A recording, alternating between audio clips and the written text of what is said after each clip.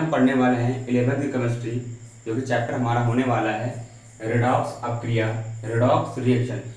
तो इसके बारे में पढ़ने से पहले हमको पता होना चाहिए ऑक्सीकरण और अपचयन, ऑक्सीकरण और अपचयन। तो हम चलेंगे ऑक्सीकरण पे।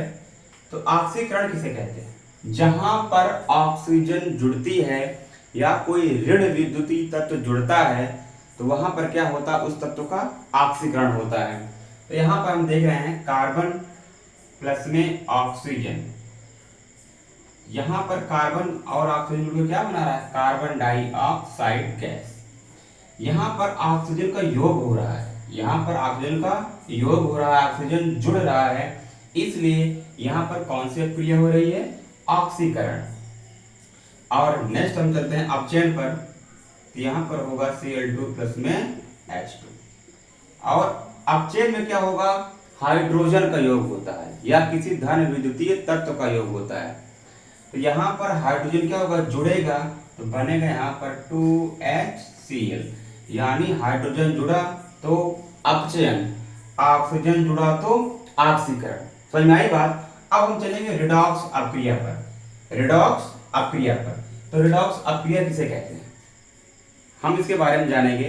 तो रिडॉक्स अपक्रिया उसे कहते हैं जहां पर ऑक्सीकरण और अपचयन दोनों एक साथ एक ही समय पर घटनाएं घटित होती हैं। जहां पर ऑक्सीकरण और अपचयन दोनों घटनाएं एक साथ एक समय पर घटित होती हैं, उसको हम क्या बोलते हैं, रिडॉक्स अपक्रिया बोलते हैं। तो एग्जांपल लेंगे हम एक, यहां पर है जिंक प्लस में कॉपर सल्फेट। तो यहां पर जिंक जो है कॉपर सल्फेट से रिएक्शन करके क्या बनाएगा, जिंक सल्फेट। क्या बनाएगा, जिंक सल्फेट। और प्लस में क्या होगा, कॉपर यहां पर अलग हो जाएगा। अब यहां पर जिंक जो है सल्फेट से जुड़ रहा है और यहां पर जिंक की ऑक्सीकरण संख्या क्या है, 0 है। कॉपर की ऑक्सीकरण संख्या क्या है, प्लस में 2 है। तो यहां जिंक जो है 0 से क्या हो जा रहा है, प्लस में 2 हो जा रहा है, यानी इसकी ऑक्सीकरण संख्या जिंक की क्या हो जा रही है, बढ़ जा रही है। तो अगर ऑक्सीकरण संख्या किसी तत्व की बढ़ रही है तो उस तत्व का क्या हो रहा है, ऑक्सीकरण। तो यहाँ पर जिंक जो है 0 है, यहाँ पर +2 हो जाएगा, यानी इसकी ऑक्सीकरण संख्या क्या आ रही है, बढ़ रही है, इसलिए इसका क्या हो रहा है, ऑक्सीकरण, ऑक्सीकरण। या हम इससे और देख सकते हैं कि यहाँ पर सल्फेट क्या है, ये है -2, क्या है, -2। तो हमने कहा था ऑक्सीजन जुड़ रही हो या कोई ऋण विद्युतीय तत्व जुड़ रहा हो, तो यहाँ पर ऋण विद्युतीय तत्व क्या है, हमारा सल्फेट है, जो कि जुड़ रहा है किससे, जिंक से। तो जिंक का क्या हो रहा है, ऑक्सीकरण हो रहा है। अब कॉपर यहाँ पर विस्थापित हो गया, कॉपर क्या हो गया, विस्थापित हो गया, यानी कॉपर प्लस में 2 था, यहाँ पर क्या हो गया, कॉपर 0। तो यानी ऑक्सीकरण संख्या 0 प्लस से 0, यानी ऑक्सीकरण संख्या क्या हो रही है, घट रही है, प्लस से 0। तो यहां पर कॉपर का क्या हो रहा है, कॉपर का हो रहा है अपचयन, कॉपर का क्या हो रहा है, अपचयन, और जिंक का क्या हो रहा है, ऑक्सीकरण। अब यहां पर हम देखेंगे ऑक्सीकारक किसे कहते हैं, ऑक्सीकारक। देखो ऑक्सीकारक किसे कहते हैं, जो ऑक्सीकरण करवाता है उसे क्या बोलते हैं, हम ऑक्सीकारक बोलते हैं। तो यहाँ पर ऑक्सीकारक के रूप में क्या है, कॉपर सल्फेट है। तो कॉपर सल्फेट क्या करवा रहा है, कॉपर सल्फेट ऑक्सीकरण करवा रहा है, किसका करवा रहा है, जिंक का। किसका करवा रहा है, जिंक का। तो यहाँ पर ऑक्सीकारक के रूप में क्या उपयोग हो रहा है, कॉपर सल्फेट का। अब कॉपर सल्फेट का तो ऑक्सीकारक के रूप में यूज हो रहा है, तो लेकिन एक और हमारे पास शब्द निकल के आता है, अपचायक। अपचायक, अपचायक किसे कहेंगे, देखो यहां पर अपचायक रूप में है जिंक। अब जिंक काम क्या करवा रहा है, जिंक कॉपर की ऑक्सीकरण संख्या को कम कर दे रहा है, यानी कम क्या कर रहा है कि जिंक जो है सल्फेट से रिएक्शन करके कॉपर को क्या कर रहा है, आउट कर दे रहा है, विस्थापित कर दे रहा है। तो कॉपर जब विस्थापित हो रहा है तो इसकी ऑक्सीकरण संख्या क्या हो रही है, कम हो रही है। अगर ऑक्सीकरण संख्या कम हो रही है तो इसका क्या हो रहा है, अपचयन हो रहा है। और अपचयन कौन करवा रहा है, जिंक। तो जिंक अपचयन करवा रहा है, किसका करवा रहा है, कॉपर का। जिंक अपचयन करवा रहा है, किसका करवा रहा है, कॉपर का। तो यहाँ पर अपचायक के रूप में क्या लिखेंगे हम, जिंक। ऑक्सीकारक के रूप में क्या है, यहाँ पर है कॉपर सल्फेट, और अपचायक के रूप में क्या है, यहाँ पर जिंक है। और खास बात यह है कि जो अपचायक होगा, यानी जो किसी दूसरे तत्व को अपचयित करवाएगा, वो क्या होगा, ये स्वयं ऑक्सीकृत हो जाएगा। तो क्या होगा, ये स्वयं ऑक्सीकृत हो जाएगा, स्वयं ऑक्सीकृत हो जाता है, ऑक्सीकृत हो जाता है। क्या हो जाएगा, स्वयं ऑक्सीकृत हो जाता है। और कॉपर सल्फेट यहां पर क्या करवा रहा था, ऑक्सीकरण करवा रहा था, किसका करवा रहा था, जिंक का। तो कॉपर सल्फेट क्या होगा, ये अपचयित हो जाएगा, ये क्या होगा, अपचयित हो जाएगा, अपचयित हो जाएगा।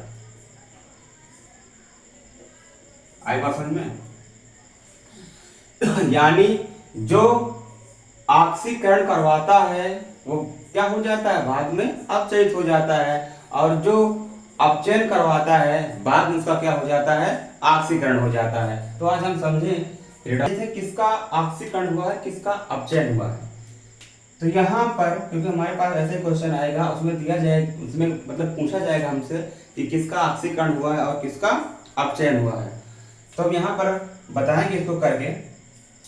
यहाँ पर Cl2 अपने मुक्त अवस्था में, यानी इसकी ऑक्सीकरण संख्या क्या होगी, 0 होगी। अगर कोई भी पदार्थ अपनी मुक्त अवस्था में रहता है, कोई भी तत्व, तो इसकी ऑक्सीकरण संख्या, उसकी ऑक्सीकरण संख्या क्या होती है, उसकी ऑक्सीकरण संख्या होती है 0। तो यहाँ पर क्लोरीन की ऑक्सीकरण संख्या क्या होगी, 0 होगी। तो अब यहाँ पर क्लोरीन क्या करेगा, हाइड्रोजन से क्रिया करके क्या बनाएगा, 2HCl, और सल्फर यहाँ से विस्थापित हो जाएगा। यानी सल्फर यहाँ पर था हाइड्रोजन के साथ में माइनस में 2, और यहाँ पर सल्फर क्या हो गया, 0। यहाँ पर सल्फर क्या था, माइनस में 2 हाइड्रोजन के साथ, और यहाँ पर सल्फर क्या हो गया, 0। और यहाँ पर क्लोरीन क्या था, 0, लेकिन यहाँ पर क्लोरीन क्या हो गया, माइनस में 1 हाइड्रोजन के साथ। क्लियर, यहाँ पर हाइड्रोजन के साथ क्लोरीन क्या हो गया, माइनस में 1। अब हम देखेंगे किसका ऑक्सीकरण है और किसका अपचयन हुआ। तो यहाँ पर सल्फर जो है माइनस से जा रहा है 0 पर, ऑक्सीकरण संख्या बढ़ रही है माइनस से 0, यानी सल्फर क्या हो रहा है, अगर माइनस से 0 यानी ऑक्सीकरण संख्या बढ़ रही है तो इसका क्या हो रहा है, ऑक्सीकरण।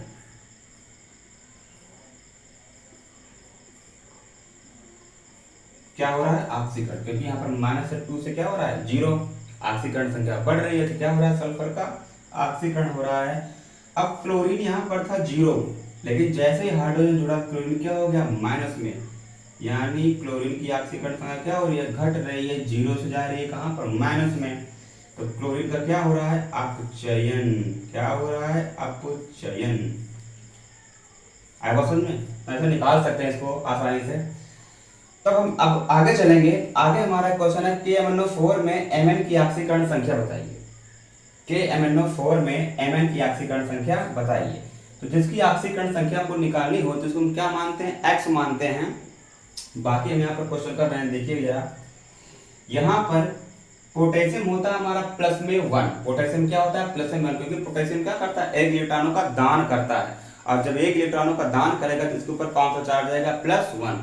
तो इसकी ऑक्सीकरण संख्या लिखी जाएगी यहाँ पर पोटेशियम की। तो पोटेशियम ऑक्सीकरण संख्या कितनी होती है, प्लस में 1, और प्लस यहाँ पर इसको 1 ही रहने देंगे हम, 1, और प्लस में हमको किसकी ऑक्सीकरण संख्या निकालनी है, Mn की। तो Mn को मानेंगे हम x, और उसके बाद प्लस, अब कितने ऑक्सीजन हमारे पास है, 4। कितने ऑक्सीजन हमारे पास, 4। और ऑक्सीजन क्या करता है, 2 इलेक्ट्रॉनों का ग्रहण करता है। अगर ग्रहण कर रहा है कितने इलेक्ट्रॉनों का, 2 इलेक्ट्रॉनों का, तो उस पर कौन सा चार्ज आएगा, माइनस आएगा, और कितना आएगा, 2 आएगा। तो यहाँ पर होगा माइनस में 2 इक्वल 0। अब इससे मल्टीप्लाई करेंगे हम, तो यहाँ पर आएगा 4 दूनी 8 माइनस में 8।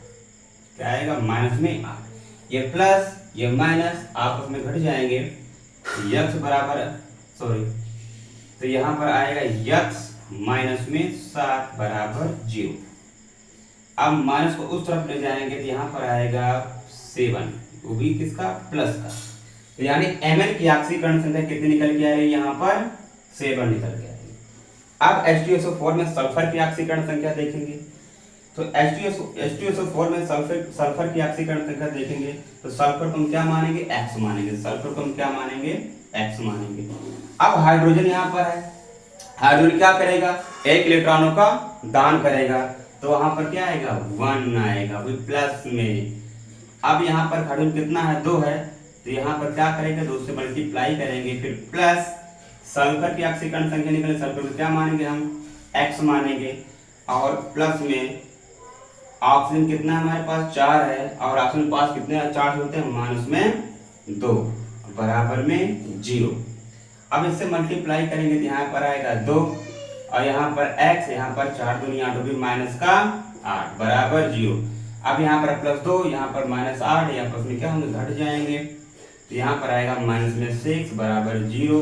तो x बराबर क्या होगा, प्लस में 6।